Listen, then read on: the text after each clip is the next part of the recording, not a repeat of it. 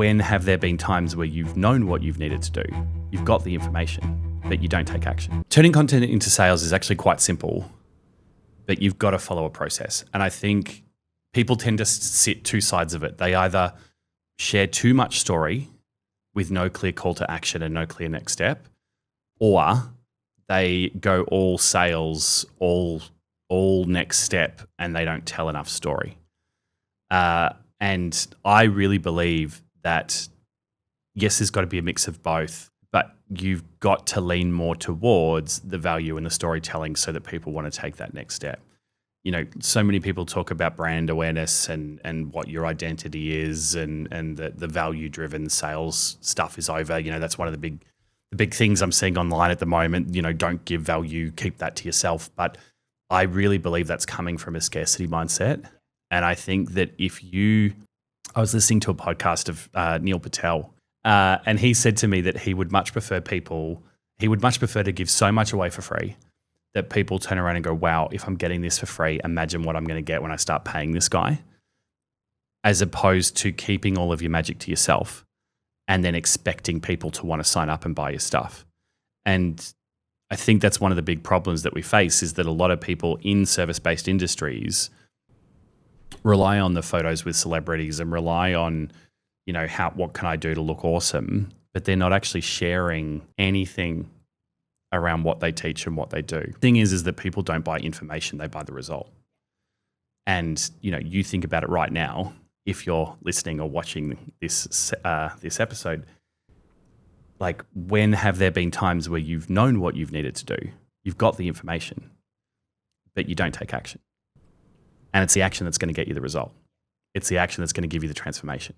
You know, we work with a lot of people that know marketing, we work with marketers, right? We work with people that are experts in branding. We work with so many people that should be successful if it was about information. But it's the steps, it's the systems, it's taking action, it's being happy with failing, it's having that community around you, it's all that stuff that they come to us for that gets them the result. First thing that you need to do is show people who you are. Very grateful to one of my mentor's partners. Actually, it wasn't my mentor, it was his wife, who turned around to me and said, dude, you were Prince Charming and you are so beige in your content.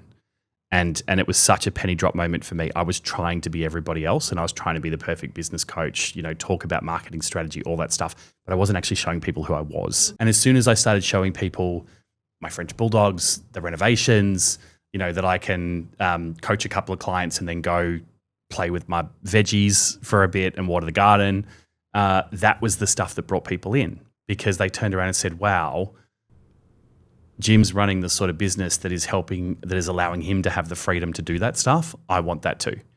And he's living the life that he has built for himself. How can I build the life that I want for myself? Which brings it in. So that's the first piece. Storytelling, showing people who you are. Do not be beige.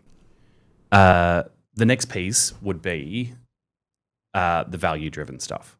So showing people that you have credibility, and you can do that with storytelling. So, you know, if you're getting on stage, if you're doing keynotes, if you're speaking in front of people, if you're chatting to awesome people, to show that you are an expert in your space and that you're doing the do, but give people quick wins.